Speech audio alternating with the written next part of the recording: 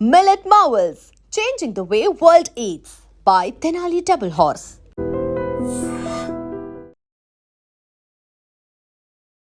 అందరికీ నమస్కారం. ఈసారి వినాయక చవితి సందర్భంగా వినాయక నవరాత్రులు అయిన మరుసటి రోజు గ్రహణం రావడం జరుగుతోంది. మరి వినాయకుడి నిమజ్జనానికి సంబంధించి నవరాత్రులు అయిన తర్వాత సహజంగా చేసే పద్ధతి ప్రకారం నిమజ్జనం చేస్తే సరిపోతుంది, కానీ కొంతమంది 11 రోజులు, 13 రోజులు, 15 రోజులు ఇలా మండపాలని నిర్వహించి దాని తర్వాత నిమజ్జనం చేసే కార్యక్రమాలు ఏర్పాటు చేస్తున్నారు. ఈ గ్రహణం సందర్భంగా నిమజ్జనానికి సంబంధించి ప్రత్యేకమైన సమాచారాన్ని అడిగి తెలుసుకుందాం. మనతో పాటు ఇవాళ కార్యక్రమంలో ఉన్నారు డాక్టర్ బ్రహ్మశ్రీ భార్గవ శర్మ గారు. ఆయనతో మాట్లాడదాం. గురుజీ నమస్తే. నమస్కారం అమ్మ. శివాయ గురవే నమః. ఎంత ప్రశాంతంగా ఉంటుందో మీరు ముందర శివయ్యని తలుచుకొని తర్వాత గురువులందరికీ దండం పెట్టుకొని ప్రోగ్రామ్ని ప్రారంభిస్తే. ఎందుకంటేనమ్మా, శివము అనేది లేకపోతే మిగిలేది శవమే. కాబట్టి శివుణ్ణి తలుచుకోవాల్సిందే. ఈ శివుణ్ణి తలుచుకోకుండా, ఈశ్వరుణ్ణి తలుచుకోకుండా మనం ఏది చేయలేము. ఆఖరికి సాక్షాత్తు విష్ణుమూర్తి వచ్చి కొలువై ఉన్నటువంటి తిరుమల కొండ మీద ఉన్నటువంటి ఆ మహాశక్తి కూడా వెంకట ఈశ్వరుడు మాత్రమే. వెంకటేశ్వర అంటారు కదా, అందులో కూడా ఈశ్వరతత్వమే ఉంది. అందుకే ఆ ఈశ్వరుణ్ణి, పరమశివుణ్ణి తలుచుకుంటే ఉండేటువంటి ఆనందము, ఆ ఉద్వేగము, ఆ ఫలితము చాలా డిఫరెంట్గా ఉంటుందమ్మా. శివాయ గురవే నమః. మీ పుణ్యమాని నేను కూడా తెలుసుకున్నాను ఆ విషయాన్ని పదే పదే తలుచుకుంటూ. గురవే అంటే ఏం చెప్పొచ్చు అంటే, గుకారస్త్వంధకారస్య రుకారో తన్ నిరోధక అంటారు. గురు అనేటువంటి పదము 2 అక్షరాల పదం. గురువు కాదు, గురు. గురు గురు అంటే గు అనేటువంటి అక్షరము చీకటిని సూచిస్తుంది. రు అనేటువంటి అక్షరము ఆ చీకటిని పారద్రోలేటువంటి శక్తిగా సూచిస్తుంది. గురు అంటే చీకటిలోంచి వెలుతురులోకి తీసుకెళ్లేటువంటి మహాశక్తిని గురువు అంటారు. అజ్ఞానం అనే చీకటిలోంచి జ్ఞానం అనే వెలుతురులోకి తీసుకెళ్లేటువంటి శక్తి ఉన్న వ్యక్తిని మనము గురువుగా సంబోధిస్తాం. అంటే మనకి తెలియదు అనేటువంటిది ఒక చీకటి అనుకుంటే, ఆ చీకటిలోంచి తెలుసు అనే వెలుతురులోకి, నాకు అన్నీ తెలుసు అనే వెలుతురులోకి మనలో జ్ఞానాన్ని నింపేటువంటిది. అలాగే పరమశివుడు కూడా ప్రపంచానికి ఆది గురువు. అందుకనే ఎక్కడ చూసినా ఆది గురువు అంటూ శివుడి బొమ్మే చూపిస్తారు, కానీ ఇంకేమీ చూపించరు. ఈ ప్రపంచాన్నంతటినీ కూడా వెలుతురుతో నింపేటువంటి మహా అద్భుతమైనటువంటి శక్తి, కాలాన్ని కూడా కంట్రోల్ చేసేటువంటి శక్తి ఆ పరమశివుడికి ఉన్నది. కాబట్టే ఆ పరమశివుడిని కాలుడు అనేటువంటి మాటతో అంటారన్నమాట. మహాకాలుడు అంటే ఎవరు? ఈశ్వరుడు. కాలాన్ని కూడా నియంత్రించేంతటి శక్తి కలిగినటువంటి వాడు ఆ ఈశ్వరుడు. ఆయనని తలుచుకుంటే ఉండేటువంటి ఫలితాలు ఆ రోజంతా కూడా అద్భుతాలని సృష్టిస్తూ ఉంటాయమ్మా. మనస్ఫూర్తిగా తలుచుకోండి. శరీరంలో, ఆ మనసులో, ఆ ఆత్మలో వెలుతురుని నింపుకోండి. ఆ శివుడు అనేటువంటి వెలుతురుని నింపుకోండి. అద్భుతాలు కలుగుతాయి. ముఖంలో కూడా అద్భుతమైన వర్చస్సు వస్తుంది. తప్పకుండా. ఇక ఇవాల్టి మన టాపిక్ గురించి మాట్లాడితే, ఈసారి వినాయక నవరాత్రులు అయిన మరుసటి రోజు గ్రహణం రావడం జరిగింది. కాబట్టి నిమజ్జనానికి సంబంధించి గ్రహణం ఉన్నా నిమజ్జనం జరపచ్చా ఒక ప్రశ్న. కొంతమంది 11 రోజుల పాటు, 13 రోజులు, 15 రోజులు ఇట్లాగా వినాయక నవరాత్రులు పోయి ఆల్మోస్ట్ సగం నెల సెలబ్రేట్ చేసుకునేంత స్థాయి దాకా వెళ్తున్నాం. మరి గ్రహణం ఉండగా నిమజ్జనం కార్యక్రమాన్ని ఎప్పుడు ప్లాన్ చేసుకుంటే మంచిది? మామూలుగా అయితే గ్రహణం తర్వాత, గ్రహణానికన్నా ముందు, గ్రహణం తర్వాత అనేది మనం లెక్కలోకి తీసుకుంటే, మధ్యలో గ్రహణం వచ్చినప్పుడు ఇంకా తర్వాత ఏవి ఎక్కువగా పనికి రావు. గ్రహణం రోజున ఆబ్దీకాలు, దేవాలయాలు కూడా పూజలు చేయడానికి పనికిరావు. గ్రహణానికి పవిత్రమైనటువంటి ఆ దేవాలయములలో ఉండేటువంటి విగ్రహాలు, మూర్తులు కూడా మైలపట్టేటువంటి అవకాశాలు ఉంటాయి. కాబట్టి పూర్తిగా శుద్ధి చేయటం అనేది జరుగుతుంది గ్రహణం అయిన తర్వాత. కాబట్టి ఈసారి కేవలము నవరాత్రులు మాత్రమే నిర్వహించి 9 రాత్రులు పూర్తయిన వెంటనే ఆ వినాయక మంటపాల నిర్వాహకులందరూ కూడా, అంటే మన రెండు తెలుగు రాష్ట్రాల్లో ఉన్నటువంటి వాళ్ళే కాకుండా ఏ రాష్ట్రంలో ఉన్నటువంటి వాళ్ళైనా సరే, మన దేశంలో ఈ సంపూర్ణ చంద్రగ్రహణం అనేటువంటిది మనకి సెప్టెంబర్ నెల 7వ తారీఖు రోజు రాత్రి దాదాపుగా 9:30-10 గంటలకి మొదలైతే అర్ధరాత్రి 2 గంటల వరకు మనకి ఆ గ్రహణం యొక్క ప్రభావం ఉంది.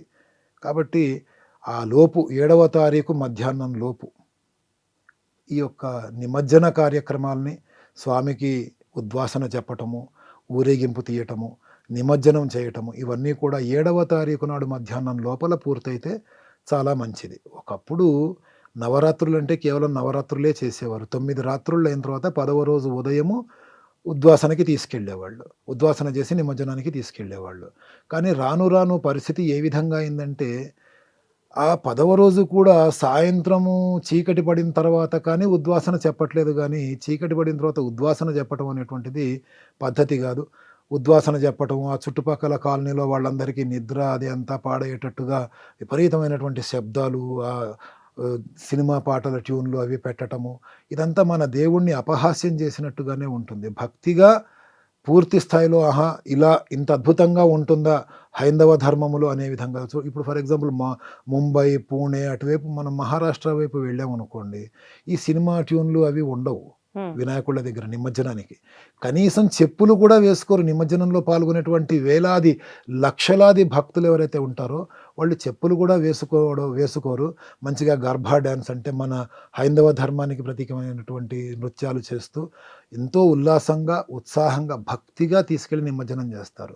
ఆ విధమైనటువంటి పరిస్థితి మన తెలుగు రాష్ట్రాల్లో కూడా రాబోయే రోజుల్లో మనం చూద్దాం అనేటువంటి ఆశతో, నమ్మకంతో ఈ యొక్క నిమజ్జన కార్యక్రమం ఈ సంవత్సరము ఈ చంద్రగ్రహణము కన్నా ముందే పూర్తి చేయటం అనేటువంటిది పద్ధతి అనేటువంటి విషయాన్ని మీ ద్వారా నేను తెలియజేయగలుగుతున్నందుకు చాలా సంతోషంగా ఉందమ్మా.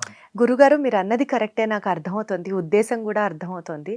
కాకపోతే హైదరాబాద్ లాంటి సిటీస్ మాట్లాడితే అందరికీ ఒకేసారి ట్రాఫిక్ పర్మిషన్స్ ఇవ్వకపోవచ్చు, దాన్ని జరపలేకపోవచ్చు. ఇలాంటి సమయాల్లో ఏదైతే మనం గ్రహణం గురించి మాట్లాడుకున్నామో ఆ గ్రహణం నిర్వహించిన తర్వాత చేయాల్సిన కార్యక్రమాలు ఏమన్నా చేస్తే దాని తాలూకా దోషం ఏమన్నా నివారణ జరుగుతుందా, లేదా అసలు ఎట్టి పరిస్థితుల్లో దీనికి కాంప్రమైజే లేదు, 7వ తారీఖు పొద్దున ఉద్వాసన పలికి నిమజ్జనానికి వెళ్లాల్సిందే అంటారా? యంత్ర తంత్ర మంత్ర ఉక్త విధానముగా దేవాలయాలు ఏవైతే ఉన్నాయో అవి మన ఇళ్లల్లో ఉన్నటువంటి దేవతా గదులు మన ఇళ్ళు మాత్రమే శుద్ధి చేసుకోవడానికి ఉపయోగపడతాయి. ఇలా వీధులలో మిగతా తాత్కాలికంగా ప్రతిష్ఠ చేసినటువంటి ఏ విగ్రహము కూడా గ్రహణము తర్వాత పనికిరాదు.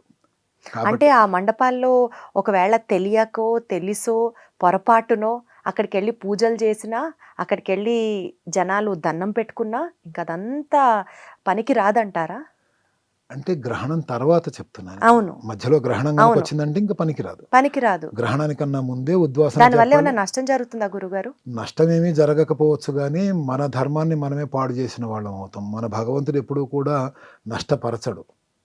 కానీ పద్ధతి కానిది మనం ఆచరించకూడదు. అది పద్ధతి కాదు. శాస్త్రంలో చెప్పలేదు ఆ విధంగా. గ్రహణానికన్నా ముందే నిమజ్జనం చేయవలసిందే. అంటే ఈసారి ఇలా వచ్చింది, నెక్స్ట్ టైం మధ్యలో రావచ్చు కదా అని తెలిసి తెలియక వాదించే వాళ్ళు ఉంటారు. గ్రహణం ఎప్పుడైనా పౌర్ణమి అమావాస్యలకే వస్తుంది. వినాయక చవితి నుంచి మళ్ళీ గ్రహణం రావాలంటే ఖచ్చితంగా పౌర్ణమి రావాల్సిందే. ఈ లోపల ఎప్పుడైనా సరే నిమజ్జనం అయిపోవాల్సిందే. కాబట్టి అదొకటి. రెండవది, రహదారులలో మన హైదరాబాద్ లాంటి మహాపట్టణాలలో ట్రాఫిక్ జామ్లు, పర్మిషన్లు లేకపోవడం అనేటువంటి మాట ఏదైతే ఉందో అది అందరూ వచ్చి ఒకటే దగ్గర నిమజ్జనం చెయ్యాలి అని అనుకుంటే ఆ విధమైన ఇబ్బందులు. మంచికో చెడుకో గత 10-12 సంవత్సరాల క్రితం నుంచి మన తెలంగాణ రాష్ట్రంలో విపరీతంగా చెరువులు, మిగతా నీటి గుంటలు, నీటి నిల్వలు ఇవన్నీ కూడా బాగా అభివృద్ధి చెందించడం అనేది జరిగింది. అనేక రకాలైన చెరువులు పూడుకుపోయిన చెరువులను కూడా తిరిగి వాటిని నిర్మించడం, వాటికి సరైనటువంటి వసతులు ఏర్పాటు చేయడం అనేటువంటిది జరిగింది. కాబట్టి ఎవరి ఇంటికి దగ్గరలో ఉన్నటువంటి చెరువులలో వాళ్ళు నిమజ్జనం చేయటం అనేటువంటిది ఉత్తమంగానే. నేను ఖచ్చితంగా సాగర్కే తీసుకెడతాను, నేను ఖచ్చితంగా ఈ మన ఇది ఉంది కదా హుస్సేన్ సాగర్కే పట్టుకొచ్చి చేస్తాను అంటే మెట్రో స్టేషన్లు ఉన్నాయి, మెట్రో వంతెనలు ఉన్నాయి, మళ్ళీనేమో అనేక రకాలైనటువంటి ఫ్లైఓవర్లు ఉన్నాయి. ఈ విగ్రహాలేమో విపరీతమైనటువంటి హైట్లో ఉంటాయి, ప్రయాణానికి ఇబ్బంది కావచ్చు. కాబట్టి దగ్గరలో అనుకూలంగా ఉన్నటువంటి దగ్గర చేయటము, నిమజ్జనం చేయటము. ఇళ్లల్లో పెట్టుకొని కూడా 9 రోజులు 5 రోజులు పూజలు చేసేవాళ్ళు ఉంటారు. వాళ్ళు కూడా ఇంట్లోనే బావులు ఉంటే బావుల్లో కానీ, లేదనంటే ఇంట్లోనే నీటి కుండి ఏర్పాటు చేసుకొని అందులో నిమజ్జనం చేయటం కానీ చేయాలి. కానీ నాకు పర్మిషన్ దొరకలేదు కదా, నేను ఈ గ్రహణం అయిన తర్వాతే నిమజ్జనానికి తీసుకెడతాను అని అనుకోవటం అనేటువంటిది పొరపాటు. ఈ పూజా కార్యక్రమంలో కానీ, విధానంలో కానీ గ్రహణానికి సంబంధించి ఏమన్నా ప్రత్యేకమైన చర్యలు ఈసారి మనం ఫాలో అవ్వాల్సి ఉంటుందా? వాటి ప్రభావం ఏమన్నా ఉంటుందా? ఏం లేదమ్మా, ఎందుకంటే ముందే మనం నిమజ్జనాలు అవి చేసేస్తాం కాబట్టి నిమజ్జనం అయిన తర్వాత మనకి అనంత చతుర్దశి మ్యాక్సిమం నిమజ్జనం చేసేది. అనంత చతుర్దశి తర్వాత నెక్స్ట్ డే పౌర్ణమి, అంటే 7వ తారీఖు పౌర్ణమి. 7వ తారీఖు రోజు రాత్రి, సెప్టెంబర్ 7వ తారీఖు రోజు రాత్రి 10 గంటలకి గ్రహణం మొదలవుతుంది. ఈ లోపలే నిమజ్జనాలు అయిపోతాయి కాబట్టి స్పెషల్గా ఈ వినాయకుడి మంటపాలకి ఇంకా ఈ విధంగా చేయాలి, ప్రత్యేకమైనటువంటి పూజలు ఏమైనా నిర్వహించాలి అనేటువంటిది ఏమీ లేదు. అందరూ కూడా అనంత చతుర్దశి సమయంలో నిమజ్జనం చేయటం అనేటువంటిది ఉత్తమమైనటువంటి విధానం ఈ సంవత్సరం. సో మీరు చెప్పినట్లుగా అనంత చతుర్దశి సమయంలో నిమజ్జనం కార్యక్రమం అయిపోయిన తర్వాత ఆ రోజు గ్రహణానికి సంబంధించి గ్రహణం తర్వాత ఇంటిని శుద్ధి చేసుకోవడం కానీ మరొక ప్రత్యేకమైన పూజ లాంటివి ఏమన్నా చేయాల్సినవి ఉంటాయా? ఉంటాయమ్మా, తప్పకుండా ఉంటాయి. ఆ గ్రహణము ఏ నక్షత్రాల వాళ్ళకి వస్తుంది, ఏ రాశి వాళ్ళకు వస్తుంది, ఎవరు వాటిని పాటించాలి, ఏ విధమైనటువంటి పద్ధతులు పాటించాలి, ఇవన్నీ కూడా మనం తర్వాత ఎపిసోడ్లో మాట్లాడుకోవచ్చు. Right, thank you so much గురుగారు. నమస్కారం. శివాయ గురవే నమః. శివాయ గురవే నమః. దీన్ని తవ్వండి, తవ్వుతూనే శివలింగం. పరమాత్మకు జీవా సరే, దాన్ని అట్లా కప్పేసేయండి, చూపించదండి. Krishna is there. మూర్తి పూజ కాదు, సాక్షాత్ బ్రజేంద్ర నందన భగవాన్ ఉన్నారు మూర్తిలో. ఏమీ ఆశించకుండా ఆరాధించే వాళ్ళు కూడా ఉన్నారా ప్రభుజీ? నిజమైన భక్తి అంటే మనకు తెలియదు కాబట్టి